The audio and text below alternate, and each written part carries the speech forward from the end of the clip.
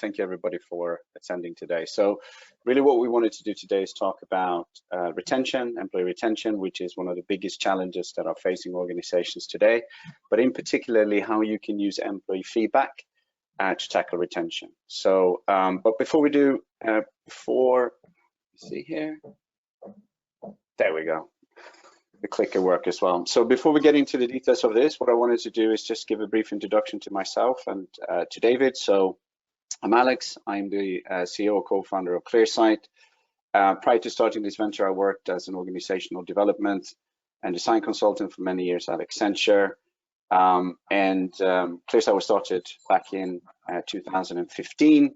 And we've really come together here with Visma to develop a really innovative solution, we believe, to use employee feedback to help customers really get deep insight into workplace experiences. I also have David with me today, who's also going to spend some time showing the product at the end of this session. He comes from a background in product development, but also leadership, and also has a distant past as an investment banker. So the solution that we have developed together is called Visma Engage. So what is it, right? So the platform is all about actionable people insights. And really what we're trying to do is create something which provides faster, easier, and more valuable to get to those people insights. Our customers are using the platform to improve feedback measures like engagement, eNPS, diversity and inclusion, but also to predict and improve employee retention using employee feedback. And that's really the focus of today's topic. We have some USPs within the platform that we use and we provide to our customers. Predictive analytics, research-backed questions. We have a depth, really deep knowledge when it comes to employee experiences, and a depth of question sets. David will show that a little bit later. And then also what we have is text analytics, really to make sure that we enable organizations to go beyond, survey scores, right? So they can really get into the depth and really understand the experiences in an organization. Right, so back to today's topic. I think we all agree with this statement. People are an organization's most valuable asset. The fact is that we live in a knowledge economy. Intellectual capital drives the valuations of the most successful businesses out there. And intellectual capital is created by people. And it's really interesting to see the evolution of how stock markets value companies. In the last 50 years, it has fundamentally changed from being focused on tangible assets like real estate, machinery, stock, cash, anything that you can measure on the balance sheet, to intangible assets such as brand, goodwill, intellectual property, and of course, people. And I really feel like this quote here by Mr. Murty really sums up the importance of people. Our assets walk out of the door each evening. We have to make sure they come back the next morning. And we can see the impact on this on stock markets today. When a particular person or like a CEO, etc., is leaving the organization, there will be a material impact on share prices, right? So people are really an organization's most valuable asset. But the world of work has changed, and organizations are now currently under immense pressure. Employees expect more influence over how and where they work. We have this whole concept around the Great Resignation. It's estimated up to 50% are now contemplating leaving their current roles. And organizations are experiencing significant skill shortages, and it also takes a longer time to fill open roles.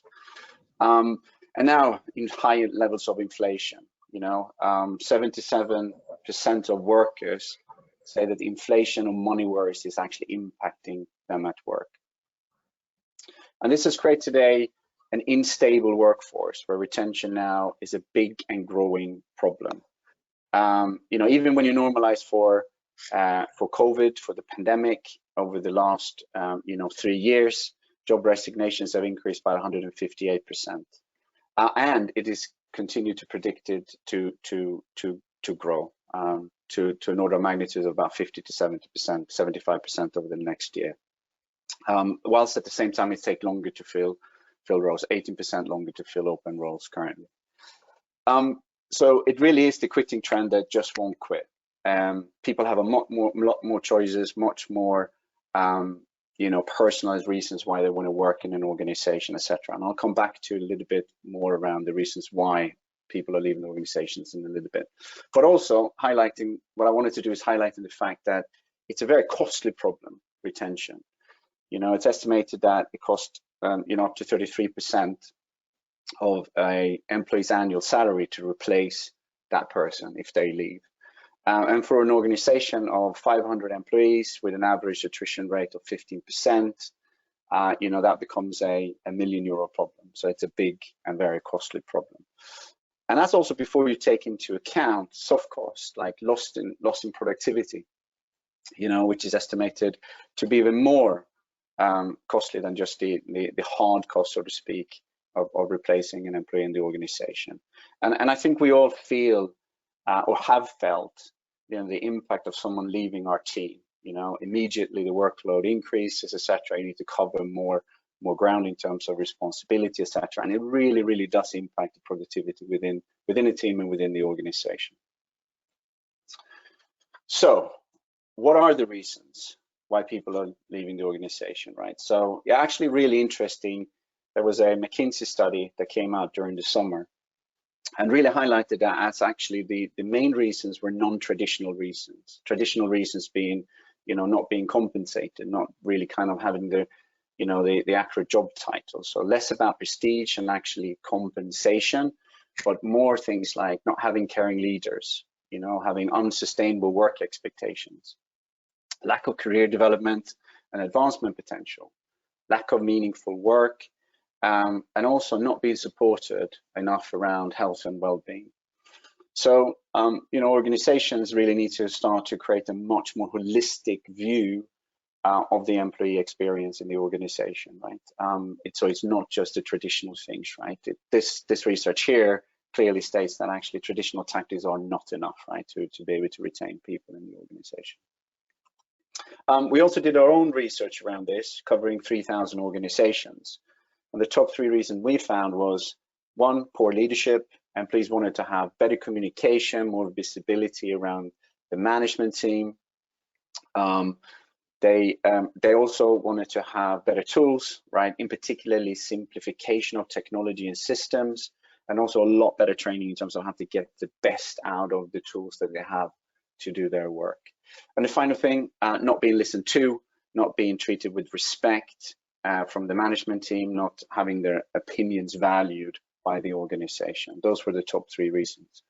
But actually, when you started to look across different industries, it's different, right? You can see leadership is actually featured in most industries. I think, in fact, all the industries we covered in this research, leadership was featured. But interesting, in industries such as legal, it was all about purpose. Purpose is really important, for someone in the legal sector, right? So why am I in this industry? What's the purpose of my job, right? And legal is a very traditional, of course, profession, right? And employees want something more, a bigger purpose in terms of what they're doing. And quite interesting, in financial services, innovation was the #1 thing. And that's quite interesting because, of course, financial services has been, for the last couple of years, really, really disrupted by fintech. A lot of innovation has happened in that industry. So it seems that employees in an organization or that is a financial service organization, innovation is really, really key for them to stay around. So what can you do about it? Well, how do you improve retention? Well, the key thing clearly is to listen to the employees. But the first thing you really need to do is find a way to identify where the risk exists in your organizations, right? Where are the cohorts of people that are at risk of leaving the organization? What are the characteristics of those people? Is it about tenure? Is it about a particular manager? Where do they sit, right? And it can become quite nuanced, right? And quite complex quite quickly. Once you've been able to identify where those cohorts of retention risk sits, then you need to ask for their feedback. You need to be able to capture feedback specific to those people to really understand the reasons why they are at risk of leaving the organization. And once you've done that, you then will be able to use these insights to then implement targeted and highly personalized initiatives, right? And that's really, really key, right? So the insights here is really, really important, but the insights for whom the organization is also absolutely critical, right? So you can be super, super targeted in terms of how you address retention problems. And when we started to look in the market, what types of tools that were out there to help organizations improve retention, we found many, many great tools, but only partial solutions, right? So, for example, survey tools typically are too soft. You know, they can do a really good job in terms of capturing employee engagement feedback measures, but they're not necessarily linked to your organization's future attrition or retention risk, right? They're not able to actually you know, uncover where that risk might sit in the organization, right? So they are too soft. HR systems, too basics. They're really, really good at, of course, maintaining, processing data, you know, tracking data, etc. Really giving HR professionals time back, right? You know, to focus, you know, on other things, right? So really, really good at that. But they have limited or no feedback capability built within those tools. So what we decided to do is that we needed to find a way to address this, right? To create a solution which can help you proactively manage retention. And it really starts by connecting employee feedback to HRS data, right? To HR data. So what the first thing we wanted to do is take the history that exists within your HR system and then use that to predict attrition risk, right? To identify the cohorts of people within the organization that are at risk of leaving. Once we know that, what we then will be able to do is connect feedback to those people. So if we capture feedback for those particular groups of people, we can then start to analyze the reasons why they're at risk of leaving. So this is all about understanding the drivers, but more importantly, also the causality, the reasons why they might be considering leaving the organization. And then once you have that, again, you can take that insight and then create targeted and personalized change initiatives, right? And that is the way that you will be able to then tackle retention issues more effectively.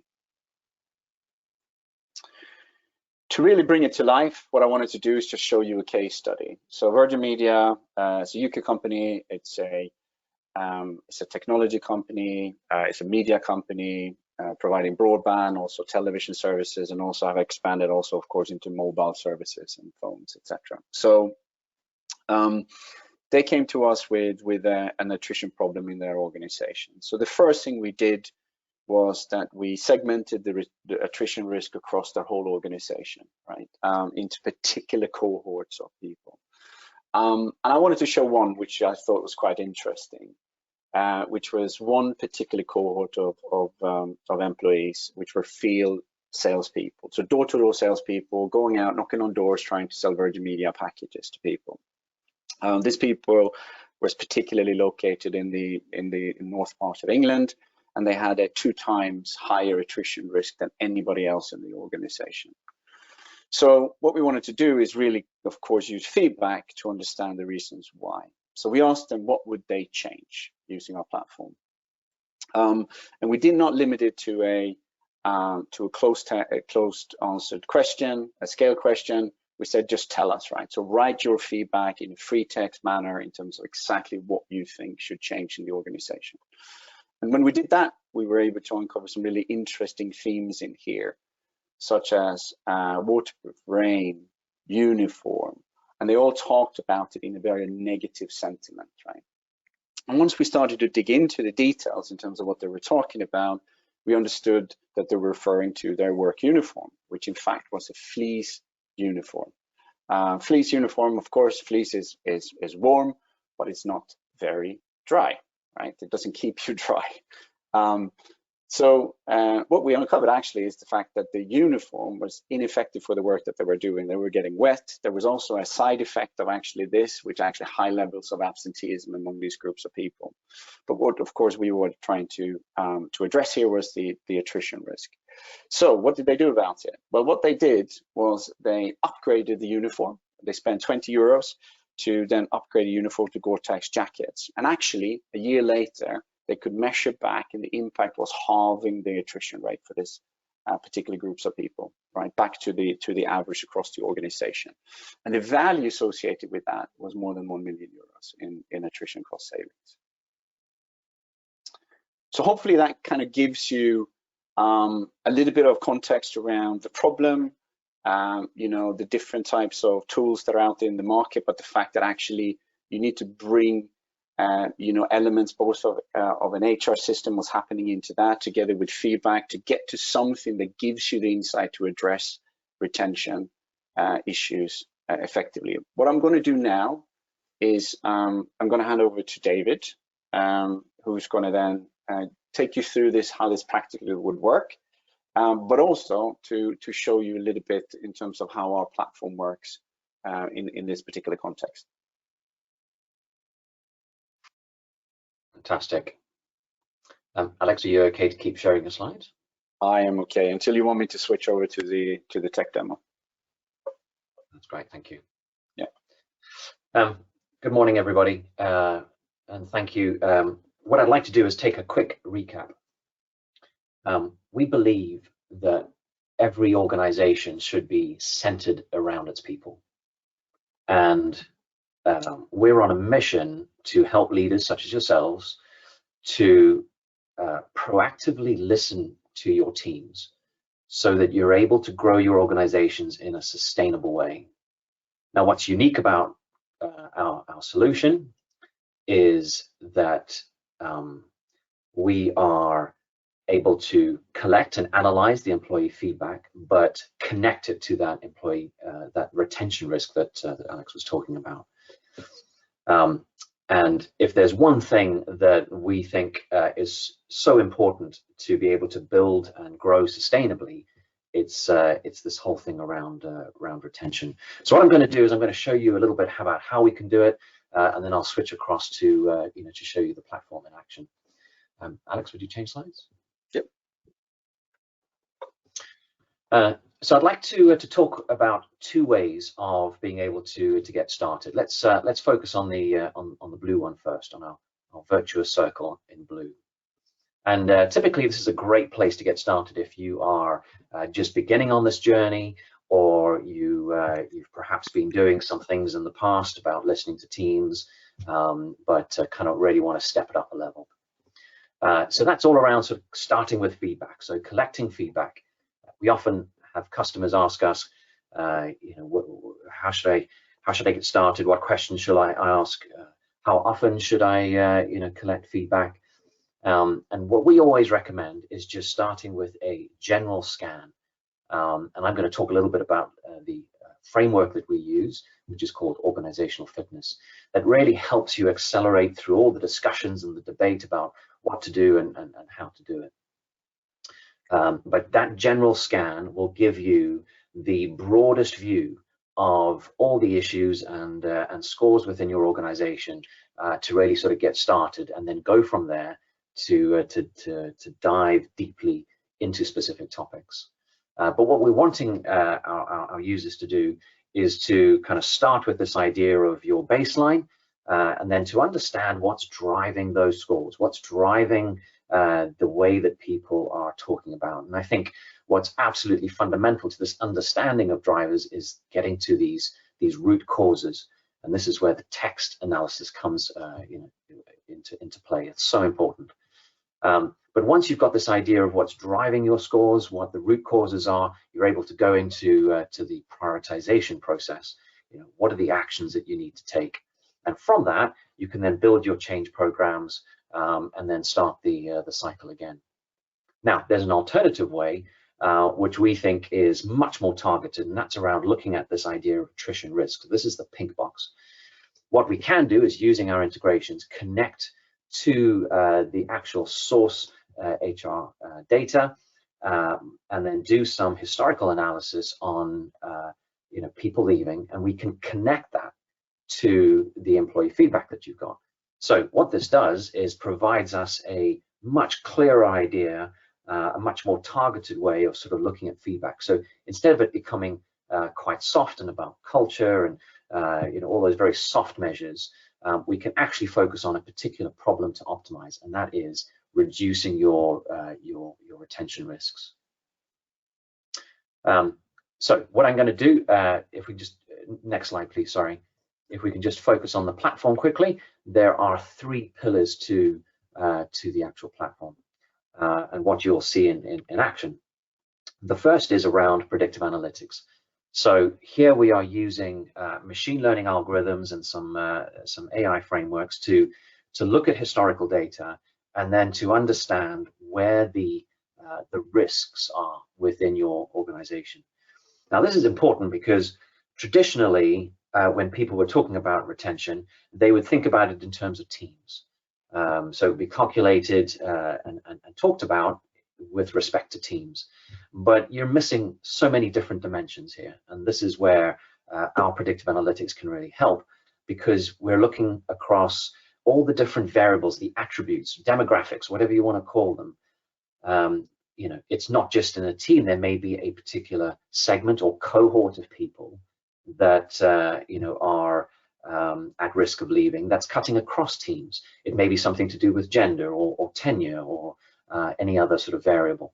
So what we're able to do is, using the information through the data that we collect, we're able to create a much better picture for you around where your risks are. The second pillar is this idea of our framework, which we call organizational fitness, and it is central to understanding your feedback. I think when you're using free tools or perhaps some of the other tools out there, there's this the sense of the answers to the questions, the results. It's kind of delivered to you as results. But what we're trying to do is really frame it to things that you can understand and use to communicate within your organization. Now the organizational fitness framework has been road tested. It's backed by science and research, and covers a number of scans, so very broad, looking across the organization, as well as a huge number of deep dives, so question sets that are aimed at specific topics, and all these question sets are available within Danish. And then the third pillar is really around our text analysis, or what we call natural language processing, which is just a fancy name for text analytics. And this is getting to the heart of that root cause that I mentioned earlier. Why are people talking the way they are? So it's a very useful way to quantitatively look at your open text questions. So when people have provided comments and text, we are able to give you a much better, more robust way of being able to identify where the themes are, and then you're able to go much deeper into those specific themes. Another benefit is that it cuts through some of that bias. So if I had to give the room the same 500 comments, and I asked you each individually to group those comments into themes, we'd all come up with something slightly different. And that's because we're using our experience and our history and our context to basically sort of read meaning into the text. And what our text analysis does is really cut through that, using machine learning and AI again, to really give you a much more robust way of looking at the themes, and therefore being able to dive into those comments. So I think that was the last slide. I'm going to switch across to share my screen.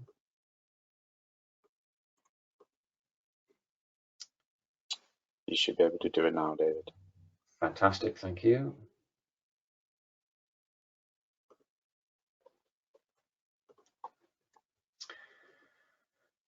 Right, can I check that everyone can see my browser?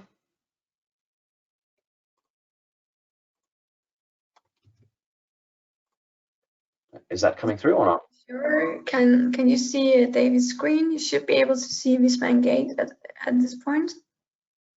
So if any of you, yes, that's good. Thank you. All right, fantastic, thank you.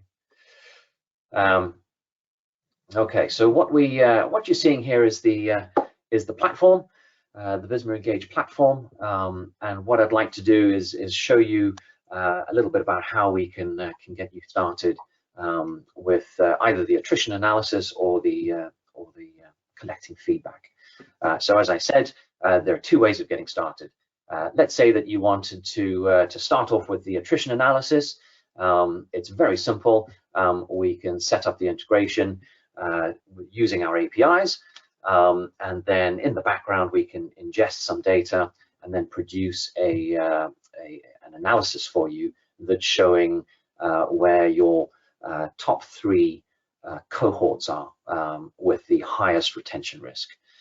It's a very simple process, and then we're able to kind of walk with you through how we can then use that within the actual collecting of the feedback and analyzing of the feedback. So I'm going to come back. I'm going to change the order a little bit, and instead of kind of starting with the creation of a survey, I'm going to switch to the results so you can see what the end result looks like. But before I do, what you'll see on the screen here are some of our benchmarks. We've used data that we've collected over time, anonymized, and created some benchmark. And you can see the fitness framework in play here across our 16 different variables to sort of help you understand, where the majority of people are working. Before I move into the screen, if you wanted to change the language, I'm not going to do it now, but you can switch to Danish, and the application is fully localized. But if you don't mind, I'll continue in English so I can see where I'm navigating. Right, so let's pretend we have collected a survey. It was easy to set up, 15 minutes, the question set was out. 2 weeks later, the survey completed, and then instantly we have our results. I'm going to call up a demo set of data. This is just some dummy data that we use for demonstrations. So what we're seeing on the left-hand side, we've got a navigation bar. There's an overview, some results, a tabulation of the survey results, and then some reports that we can create. And in the first screen, this overview screen, we're showing you some key scores. Now, this particular template that we used as part of our framework looks at 3 different scores. The first is retention. The second is engagement. I'm just going to scroll down so you can see that. And then the third is eNPS. And each of these is trying to look at understanding how people scored and how that sort of related to the framework. So looking at our retention score, we can see that overall, from the 98 people that responded to the survey, there was a 48% retention. So that was 48% of the people responding favorably to the question, I plan to still be working at our organization in 12 months' time. So where was this being driven from? Where's the correlation here with the framework? And we can see below that experience was highly positively correlated. So the question related to experience was very correlated. So what we say is that experience number, which was only scoring 41%, is driving that retention score. If we look at engagement, here we used a composite of different questions. So we're looking for a score for engagement. How engaged your specific your population is. And here we've got a number of different questions all contributing to that engagement score. So if I was looking at a happy team, I've just flicked across. You can filter as just by clicking on the screen. You can see that engagement is is pretty high, 78%. When I look at an unhappy team, there's obviously some issues here. We can use that framework to then really understand, what is driving that particular score. So here we've got an issue about listening. So for the retention score, there was something to do with purpose and values, listening. We saw that overall, an issue to do with experience. Let's take a look at the NPS. So this is the standard NPS type calculation, but that's applied to the world of employee experience. So we are looking at advocacy. Would you recommend this as a place to work? And again, we're doing the same thing to sort of help you understand, how that particular score, how the teams are where the issues are.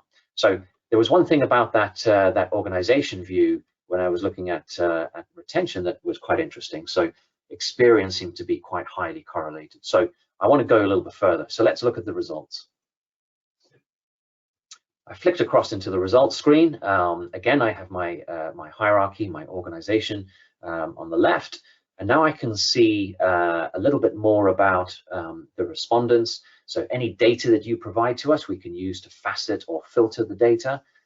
In this particular case, we've got tenure. I've got the organizational fitness down below, and then I've got detail for the questions.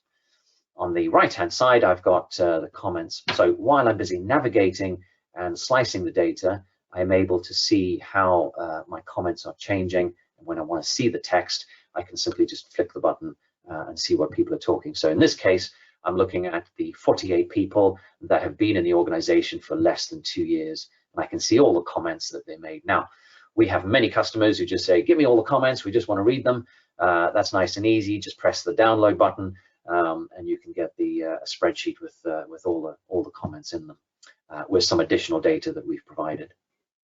So let's take a look at this organization again. Remember, I said we were interested in experience, and I can see from our organizational fitness here that experience was really one of the lowest listing experience tools. Very low scoring. So I'm going to dig a little deeper and see what's made up of that score. So using the Likert scale, so the question was, my knowledge, skills, and expertise are respected, recognized, and fairly rewarded. I can see quite a heavy people who responded, who didn't respond favorably. So I'm going to filter on those. And what's happened now, as you can see, as I'm building that filter, I'm sort of creating this slice of data. So this specific group of people, 58. Let's take a quick look at their score view. So you can see that the tenure was very high for those less than 2 years, for this group of people. So there's clearly something to do with tenure here. And again, I can see some of the comments that they've been making. But there was one question that we asked, which was around change. So I'm sort of getting a sense of, there's an issue around the experience for people who've been in the organization for less than 2 years. There was one question that sort of helped us on change. Let's find that. Can you think of a change that would make your organization fairer? And the top themes, so this is where the text analysis comes in. The top themes that that we've been picking up. The top one was really around leadership. So I'm going to filter on that. And here we've got some great comments, right? So I've got a population here of 14 people that I've dug into, and we can see some really interesting comments here about leaders being uncaring or uninspiring or defensive. Going back to what Alex said, you can quite see how one of those top factors for retention is really around leadership and listening. And what we've experienced here is our ability to kind of sort of use that survey data, pick up cohorts, perhaps the attrition analysis that we did on historical data kind of showed a predisposition for people with a tenure of less than 2 years. We can connect that to the survey scores. We can see how people have answered, and then using the text to really surface those, those root causes. There's some other features here that I'm just going to signpost quickly. There's an ability to tabulate the scores so you can easily compare. We have the ability to collaborate with the data. So perhaps you wanted to share this with the CEO. You can just hit that share button and then collaborate very quickly without worrying about user accounts. And also, if you wanted to create a report, really useful, not trying to recreate PowerPoint, but just finding easy ways for for us to share that story, that narrative with the rest of the organization. So we can quickly do that nice and easily. But I bet at this point, well, hopefully you're thinking about how can I get started? How easy is it? How easy is it? So let's see how we can create a survey very quickly. So I've moved across to our home page, and here's a very quick way to get started with one of those scans. I'm just going to show you the full extent of of all our templates. So we were talking about scans earlier on. We've got a choice of 3. Oh, let me get rid of that. We've got a choice of 3. The insight scan, the green one, which I'm going to show you in a second, is the most comprehensive. And then, as I said earlier on, we've got this collection of deep dives, which are very topic specific. So what we often recommend is for customers to get started with the scan, and then following on from the survey results. We talked about experience earlier. Perhaps we can start with an experience deep dive and then get more specific information for that particular topic. But I'm going to start with that insight scan. So I'm just going to create a survey using that template, and what we've got as a choice is to either send out that link anonymously. In other words, everyone gets the same link. Really useful when you've got multiple teams, or they're split between perhaps there's warehouse and factory staff versus office staff. Maybe not everyone's got their own computer. This is really useful. It's just the same link you can send out on your intranets and chat applications. So people don't have to have a specific email account or use anything specific. Confidential, on the other hand, allows us to use our integrations, make it really easy to hook into that API, so we can get your employee information, and then everyone gets a unique link that they can answer over email. So the first thing I'm going to do is show you what the questions look like, but I'm going to talk about 5 ways to customize, because everyone likes to make it their own. So we can see that there's a brief introduction, and then we've got each section with the Likert scale questions, and at the bottom we've got a section for your voice, which has all the open text questions. So those 5 ways to customize. The first thing you're probably going to want to do is add Danish. So we have the translations already sort of created for you and available. So when people get the invitation, they can then select from the survey form to answer in Danish, and we can proceed in that way. The second way to customize would be to change the branding and the color palette. Another way to customize is to perhaps hide things that aren't relevant in your organization. So perhaps there's a question that you don't think really works. It's very specific to your organization. You don't really want to ask it. That's very easy. You can just hit the hide button, and then it removes that question from the survey. You can do the same thing with the section. Obviously, if you've hidden something, the results aren't going to show up. Obviously, it hasn't been asked. The third way is maybe there's some text in the question that again you prefer to change. Perhaps you refer to yourself as not an organization, perhaps you're a charity or a partnership. There's an easy way of just creating editable words where you can just change that and make it specific to your teams.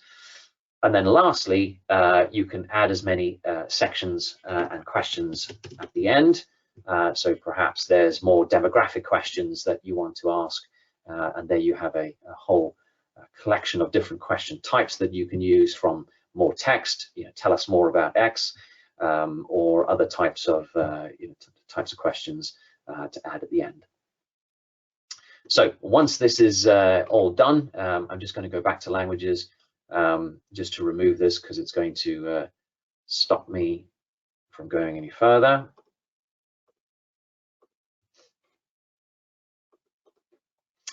So once your survey is ready and you're happy with it, you can quickly preview, which means taking a quick look at different sizes of device and make sure that everything's happy. And then you are into the distribution stage. So this is where you're going to create that distribution list. Again, I'm just going to set something up. If you have integrated with our platform straight into your HR data, then it's very simple. We can just use that API connection to then bring your employee data in, and it's very easy. Or alternatively, we can just use a text file, and that text file will just have the names and email addresses, and we can proceed with using that. So any data that you want to share with the platform through the integration or through the text file can then also be used. So things like your hierarchy, tenure, age, any other information that you want to use in the results when you're analyzing the results, you make sure that you add them in here at this stage. I'm not going to go any further because it's pretty standard. You can then customize your invitation. You can add reminders. When you're ready to go, you can either schedule or send the survey immediately. And the survey is now live and open for business. 2 weeks later, as I said, or whenever you've set it to close, the results would then be available.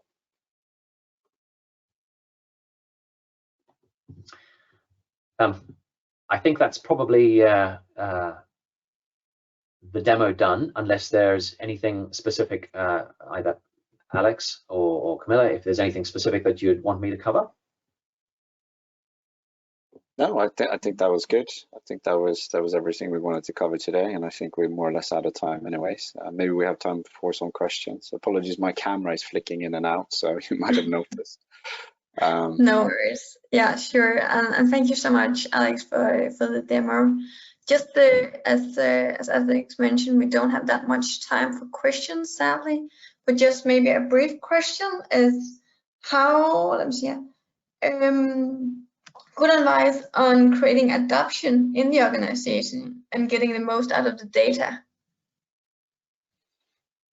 Yeah, I mean, I can start. David, you could probably lean into this one as well. I think the key thing is to make sure that you provide the data at the fingertips of everybody, right? In terms of managers, right? Because to really engage in any change in an organization, you need to make sure that the managers engage in the results. So that's really, really important. Otherwise, it becomes a wasted exercise. So the way we do that, David went through a little bit in terms of details around you can share the results. But the key thing is to make sure that you do that as a collaborative exercise in your teams as managers, right, with your employees or your staff. And that's really how you can start to make sure that you first and foremost take the results seriously. And then you can start the change journey. The key thing is that you make sure that you follow through, because if you do not follow through, then people will disengage in the whole exercise, right? So if you do not make any changes based on the feedback provided, then employees will disconnect with the exercise, right? So you won't get anything out of it, right? So that's really key. Maybe David, you have some more to add to that? Yeah, I think it starts with a good understanding across the team about what you're trying to do and setting that up properly. How do you want to take that feedback? How do you want to take the information that you're learning through the platform and use it in the organization? I think the more context people have, then the more they're going to stop what they're doing and look up and actually take note of what people are talking about. So the platform has all these tools that allows you to, as you say, share, report, annotate, create notes, bring it all together.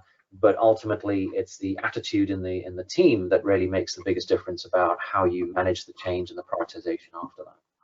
Yeah, one final thing. The key thing is to make sure that the frequency by which you do this is aligned to your ability to actually make a change in the organization, right? So there's this big concept around pulse surveys, right? But if you end up in a little bit of a disappointment trap around employees, if you always ask them questions, don't follow through, people would consider you as always asking but not actually making any change in the organization. So you need to align it to your ability to make a change. Yeah, good points. And sadly, we won't be able to answer any more questions, but thank you all for listening in. And as I said in the beginning, you will get both the presentation and the recording afterwards. And a big thank you both to David and Alex for taking us through this topic and showing us what you can do in order to gain insights. But thank you all, and have a nice day.